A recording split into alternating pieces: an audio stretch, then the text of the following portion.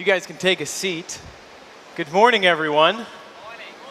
If you have a Bible, which I encourage you to get one if you don't, because Bibles are pretty awesome, open it up to Proverbs, where we are in our series, chapter 21, and our verse today is in verse 13, but also, Alex had a little bet with me earlier that she thought she knew what other passage of Scripture I'd be going to. Sorry, Alex, you were wrong.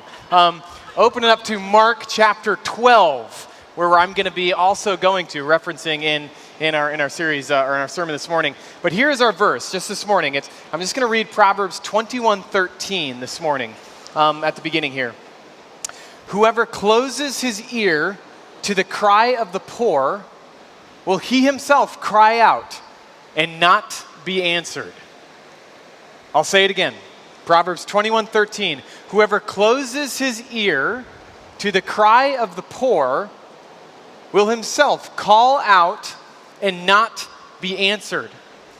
So it was 1972, and a man ran into a museum with a hammer in his hand, screaming at the top of his lungs, "I am Jesus Christ, risen from the dead." And as he was screaming, he ran to Michelangelo's famous sculpture of Mary holding Jesus. Maybe you've seen that before. And he runs up to it and he smashes the hand right off of Mary. Now, I got a question for you. Do you think that guy got in trouble for doing something like that? Go like this. Yes. Yes, he did. As would you. You would get in trouble if you ran up to a famous sculpture and just smashed the hand off. In fact, at maximum, you could get up to 10 years in prison for doing something like that. But why? Why? I mean, come on. After all, it's just a statue, okay? It's not a human. It's just a statue. Well, here's why. These statues are beautifully crafted images meant to be protected and cared for. And let me tell you something. Humans, are you guys all humans here? Yes? Everyone's a human in this room? If you are a human, this is how God sees you. You are a beautifully crafted image of God that is meant to be protected and cared for. And there are few things that grieve the heart of your Creator more than when one of His images are vandalized, which happens all the time. And so here's what I want to do today. Today, I want to show you from Scripture, not from John, but from Scripture, that to ignore the cries of the poor is to vandalize an image of God. I'll say that again. To ignore the cries of the poor is to vandalize an image of God. But to answer the cries of the poor is to create heaven on earth. I'll say it one more time. This is my thesis. To ignore the cries of the poor is to vandalize an image of God, but to answer the cries of the poor is to create heaven on earth. So let's get into it. Look at the verse that I read at the beginning. Proverbs 21, verse 13. The proverb says, whoever closes his ear to the cry of the poor will himself call out and not be answered. Now, we've been going through Proverbs all summer long, and I really challenged you at the beginning, hey, take that to heart. Go through Proverbs on your own. Write it out. Read it every day. Memorize verses in it. And if you have, you've probably noticed that some Proverbs, they're very confusing, right? Some of them are riddles. You got to sit there as a 21st century human, and you're like, what in the world are they talking about right there? Like Proverbs 30:17, the eye that mocks a father and scorns to obey a mother will be picked out by ravens in the valley and eaten by the vultures. Okay, off the top of my head, I don't know what that means, okay? I gotta sit there for a hot second and think about what in the world does that mean? Proverbs 21:13 is not one of those proverbs. It is not a riddle. It is very straightforward. Look at it. Whoever closes his ear to the cry of the poor. You know what that means. You know exactly what that means. If you are a parent, and if you have been a parent of a young infant child, you also have experience of doing this, right? Or maybe it's just me, where you're sleeping next to your spouse, and you hear the baby crying in the other room, and you do one of those things where you just pretend like you're sleeping until the other spouse actually gets up and does the hard work of getting the baby. Of course, none of you have done that, only me, of course. But this is the idea. You know what is going on, but you're choosing to do nothing about it. Whoever closes his ear to the cry of the poor, part 2, will himself call out and not be answered. It's not a riddle. This is not confusing. If you know that the poor need help, but you choose to ignore these images of God, then you will be ignored by God. That's not hard to understand. The question that this proverb provokes is not so much, what does it mean? The question that this proverb provokes is, why is this the case? Why? Why does God, think about this, why does God view the poor, the outcast, the neglected with so much passion, with so much importance that he would say to you, listen, I'm warning you, if you ignore them, then I will ignore you. That's a bold proverb. Not to answer the question, why is this the case? I want to take you to a story of Jesus in the gospel, Mark chapter 12. So if you have your finger in there, go to Mark chapter 12, starting in verse 38. It's a somewhat well-known story in the gospel of Mark, and maybe towards the end of the story you'd start to recognize it a little bit more, but here's how it goes. Mark chapter 12, verse 38 says, and in his teaching, that is Jesus, in Jesus' teaching, he said, beware of the scribes. Beware of the scribes who like to walk around in long robes and like greetings in the marketplace and to have the best seats in the synagogues and the place of honor at feasts. Now mark this, who devour widows' houses. We'll come back to that. And for pretense make long prayers. They will receive a greater condemnation. So here's just a little background. Let me set the scene here. In Mark 11, you may remember the story, the well-known story of Jesus riding into Jerusalem on a donkey. You remember that story? So he rides in as a king of peace into Jerusalem on a donkey. And Mark's account says he goes straight to the temple. And it's a really interesting scene. He goes straight to the temple. He looks around. It's kind of the picture is it's very quiet. He looks around at the temple. He gets disgusted by what he sees. But then he goes home. Next morning, he comes back in. This is all in Mark chapter 11. Another famous story of Jesus. He comes in, and what does he do in the temple? He starts flipping tables, right? He starts flipping things around. He starts rebuking all of the religious leaders. And in fact, the next 2 chapters, 11 and 12, is just Jesus in the courtroom of the temple, which is like multiple football fields in length. He's just walking around and he's teaching, but he's also debating. The religious leaders are coming up to him and he's debating. Each scene is going back and forth, and he's calling them out for their religious hypocrisy. In fact, at one point, he even says that you guys are a bunch of murderers. And right here, what I just read in verse 38, it's the final teaching before Jesus leaves the temple. It's the final teaching in the temple where Jesus shows his disgust that the temple is not doing what God created it to do. Mainly, the temple exists to bring heaven down to earth. And it's not accomplishing its mission.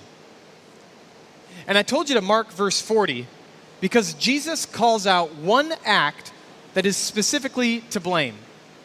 He says, you who are responsible for allowing the temple to become spiritually dead, you are devouring widows' houses.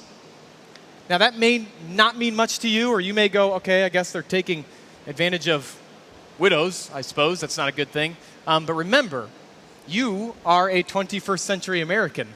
These people that Jesus were talking to, they were scribes in the first century. They were Old Testament scholars who knew exactly what Jesus was saying. In the moment, Jesus was throwing down with them. Okay, he was like talking smack talk to him. They knew exactly what he meant. They knew, these religious leaders, they knew the purpose of the temple, and they knew what Jesus meant when he said, "You've been devouring widows." They knew that the temple represented God's heavenly kingdom on earth. The temple was a picture of the Garden of Eden, both literally and figuratively. Literally, because they literally built the temple to represent what the Garden of Eden looked like in Genesis chapter 2. And figuratively, when God created the heavens and the earth, when God created heaven on earth, rather, in the garden, people were never intended to be in need. Go back and read the first couple chapters of Genesis. People were never intended to be in need. They were never intended to be in want. No one was intended to be poor in the garden. Rather, God would take care of his family, and his family would take care of each other. You see that? Or as Jesus would summarize later on, the greatest commandment is to love God and to love your neighbor. The temple was to cultivate this Edenic world on earth. In the midst of all of this darkness and sin, the temple was supposed to represent and cultivate this Edenic world where God is worshiped, where the sick are healed, where the poor are cared for.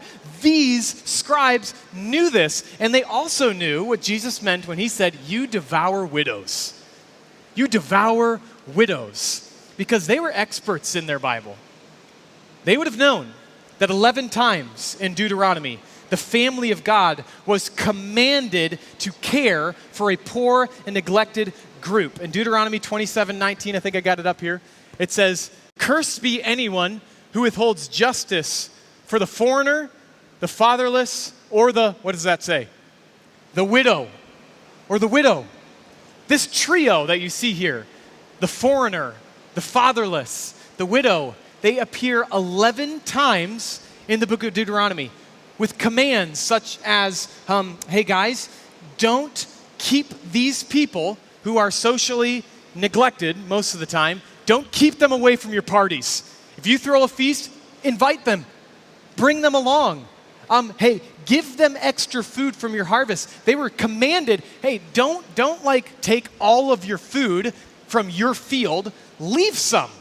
Leave some for these three people. For the foreigner, the fatherless, the widow. If you have extra olive oil from your trees, give it to them. If you have extra grapes from your vineyards, give it to them. How about this one? If you have, after you've tithed, give them some extra money as well. 11 times in the book of Deuteronomy, they were commanded to take care of these neglected groups of people. But this trio, they didn't just appear in Deuteronomy. They also appeared in the book of Psalms, Jeremiah, Ezekiel, Zechariah, Malachi. Over 80 times in the Bible are we told to take care of the widow. 80 times in the Old Testament. Roughly 10%, that is, on average, roughly, 1 out of every 10 verses in your Old Testament is about justice for the poor and the neglected. Verses like Proverbs 29:7 that says, "The righteous care about justice for the poor, but the wicked, they have no such concern." If anyone should have known that answering the cries of the poor is one of God's designed ways to create heaven on earth, it should have been the scribes. It should have been the scribes, but they were blind. And so I love what Jesus does right here. He goes, okay, you guys are blind. So here's what I'm going to do. I'm going to give you a visual example, a visual picture of how you are devouring widows. Or to put it like we put it earlier, how you are vandalizing images of God. Look at the rest of our story, verse 41. You may recognize this story. And Jesus sat down opposite the treasury and watched the people putting money into the offering box. Many rich people put in large sums, and a what? A poor widow came and put in 2 small copper coins, which made a penny. And he called his disciples to him and said to him, "Truly I say to you, this poor widow has put in more than all of those who are contributing into the offering box. For they all contributed out of their abundance, but she out of her poverty has put in everything that she had," note this, "all she had to live on." All she had to live on. Now, some people disagree with me, and I've heard many messages preached on this story, how this is a story about generosity, and how you can give like the widow and give all you have. I hate to break it to you, I don't see that in this story. I do not see that. In this story, what I see in the context, Jesus is ticked. He is ticked off right now. It is the responsibility of the family of God to care for the poor widow. It's their responsibility. Yet they let her give, quote, all she had to live on. What does that mean? That means when she went home, she had nothing else to live on.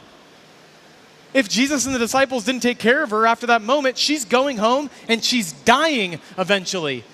This is not a story about you giving your last. That's a good idea. Be generous. That's another biblical, awesome reality of the gospel. But it's not what this story is about. This story is heartbreaking. And it breaks the heart of Jesus to see this, to see a poor widow being taken advantage of by people and a family that should know better. Now, up to this point, I said I was going to answer the question. I haven't answered the question. I've really only talked about how God really, really cares for the poor. But again, I go back to the question I asked at the beginning. Why? Why? And here's the simple answer to the question, why? God cares about the poor because he cares about you. I want that to sink in for a second. God cares about the poor and the neglected because he cares about you. See, listen to me. I do not care if you have $1 million in the bank or $100 in the bank. Every single one of you, including myself, we all come into the presence of a holy God, poor and in desperate need for his salvation because of our sin. You are not able to earn anything when it comes to God. Anything. You're able to earn almost anything you want in life, whether it's comfort, pleasure, security, power, but you cannot purchase your salvation. You cannot purchase your salvation. There is no amount of good works that could pay for it at all. In fact, the gospel is seeing yourself as poor and Jesus as your benefactor. That is the gospel. Is seeing yourself as needy and in need with your hands open, saying, I can't do anything, and even if you did anything for me, I couldn't pay you back. And Jesus, he is your benefactor. Look at 2 Corinthians chapter 8. It says, though Jesus was rich, look at this, yet for your sake, he became what? He became what? Poor. So that you, by his poverty, might become rich. My favorite picture of the gospel is found in Isaiah 61, where it talks about our own clothing and how we look at ourselves and we are, in our own works, fallen and sinful and poor and needy and in desperate need of the King to save us. And salvation is looking to what Jesus did for you on the cross. He died for you, offering to absorb all of your sin. And the picture of the gospel is when he raised from the dead, the good news is that he is saying, hey, I will offer you my royal robes. I will take on your filthy garments. I will take on your shirt of sin and shame, and I will give you my coat of perfection and righteousness and holiness, and I will change you if you believe in me. That is the gospel. That's the gospel. Because you are poor. God cares about the poor because he cares about you. And here's how Paul puts it. Look at this verse. Paul puts it in 1 Corinthians chapter 1. Brothers and sisters, he's talking about you guys if you know him. Think of what you were when you were called. I mean, come on, not many of you were wise by human standards. Not many of you were influential. Not many of you were of noble birth. But God chose the foolish things in the world to shame the wise.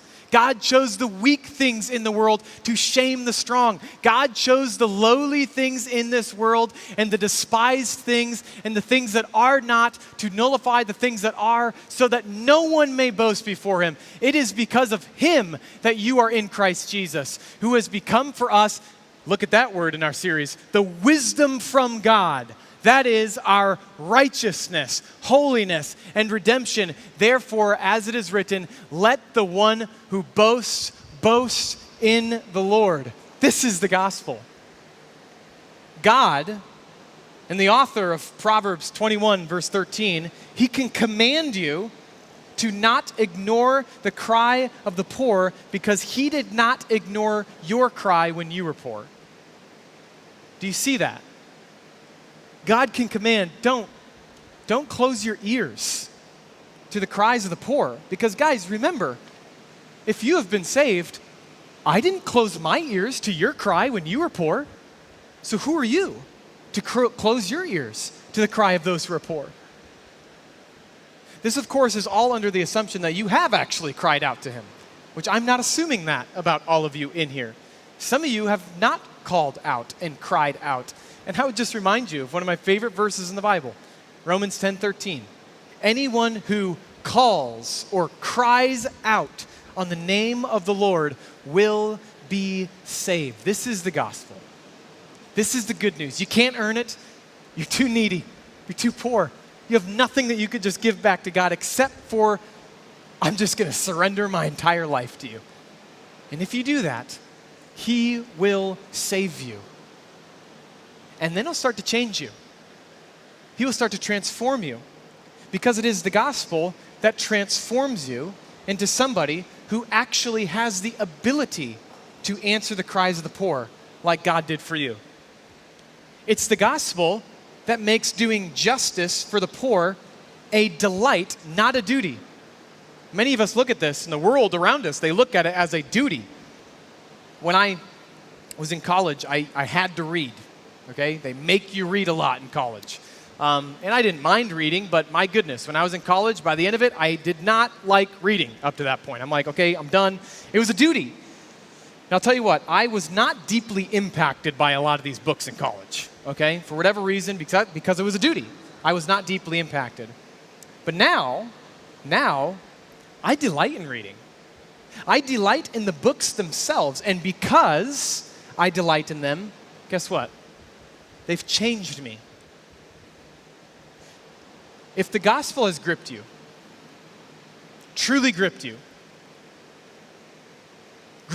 with the reality that God has reached down and saved you out of poverty, he has become poor for your sake so that you could become rich, then no one is really going to need to convince you to hear the cry of the poor. If the gospel grips you, no one's going to need to convince you about this. You are going to look at this and you're going to say, it is my delight. You're telling me I get to partner with God in this? I get to partner with God in doing what he did for me? And guys, if you understand this, as you delight in answering the cries of the poor, what you will experience is a nearness to God that will change you forever. Look at these words of Jesus in Matthew 25. Jesus says, the righteous will answer him, Lord, when did we see you hungry and feed you, or thirsty and give you something to drink? When did we see you a stranger and invite you in, or needing clothes and clothe you? When did we see you sick or in prison and go to visit you? And the king will reply, this is Jesus talking to some people, and he's saying, look, you are giving to the poor. And he says, thank you for serving me. And they're asking him these questions. Whoa, wait a minute. I didn't actually I gave a cup of cold water to someone who's in need. What are you talking about? I didn't actually give it to you, Jesus. And Jesus says, the king will reply, truly I tell you, whatever you did for one of the least of these brothers and sisters of mine, you did for me.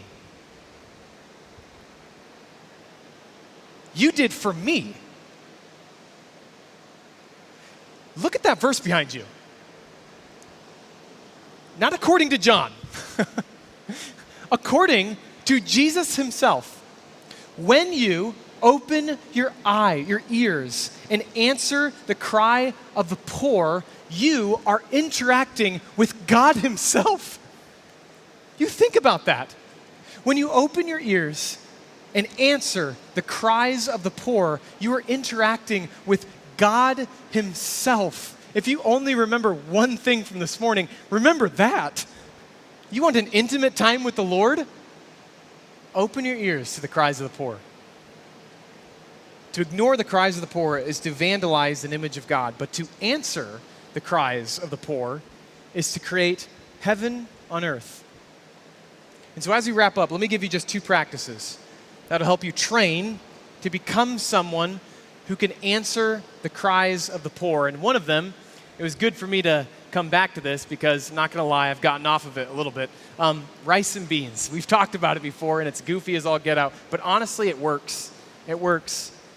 Once a week, bi-weekly, once a month, whatever it is that works in your schedule, plan a simple, boring meal of rice and beans and eat it as a family, even if you really, really want pizza that day, okay? And here's why. Because as you do, you will be reminded of the poverty out in the world, in your city. And here's what I want you to do. When that thought strikes you and you go, man, I really wish I could just have something a little bit more good than rice and beans.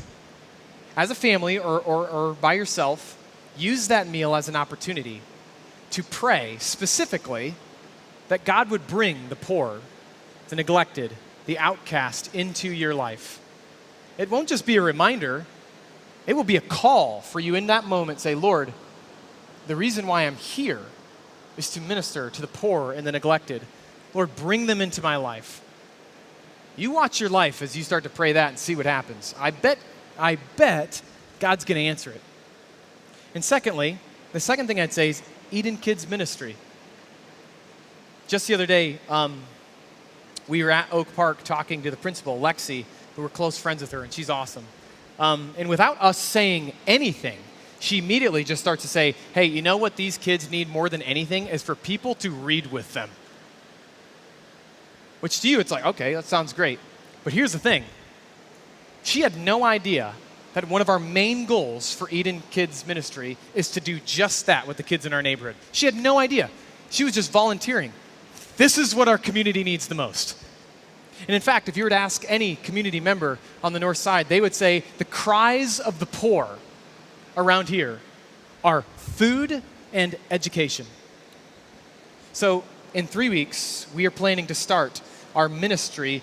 We will help feed, educate, and of course, most importantly, share the gospel with the kids in our neighborhood. Eden Church, I'm telling you, there is a cry going out on the north side of Des Moines, and we will not shut our ears to it. We will not shut our ears to it. And the question I have for you guys is to just pray about this. And go, okay, Lord, is God calling you to help with this cry? And I'll end like this. There's a pastor in Brooklyn. His name is Jim Cymbala. Maybe you've heard of him if you're growing up around church circles. He started the Brooklyn Tabernacle. And he wrote a book called Fresh Wind, Fresh Fire, which is an amazing book. And he tells this story. He's in Brooklyn, okay, so there's a lot of poverty there. And he tells this story of him getting up to preach one day, and it was pretty normal for them to have homeless people flitting in and out. And it would be pretty normal and common for them to come up to him and talk to him and ask him for money and stuff like that. And so he's preaching, gets done, comes down, and he has one of those homeless guys come right up to him. And the way he's describing this story. He goes, this guy smelt awful. Like you had to put your head to the side and breathe. He smelled that bad. I could not stand in front of him for longer than 30 seconds. It was that bad. And I knew it as he was coming up. So the first thing he did is he reached into his pocket, started to get out some money because he knew he was going to ask for some money. Let's just get this over with as quickly as we possibly can. And as he's doing that, the man stopped him. He said, whoa, hold on. I don't want your money. I want the Jesus that you were just talking about. I want the relationship with your creator, the guy that you were just talking about. I want to understand, how do I do that? And in the moment, Jim looked up and he saw him and his heart was completely convicted. Immediately they looked at each other and they just started weeping and they embraced each other. And as he held his homeless friend, who he was hugging in that moment, the smell hadn't gone away. But he said, as I held him and I hugged him, it was like God was speaking right to my soul. And he was saying, Jim, this is the smell of my gospel.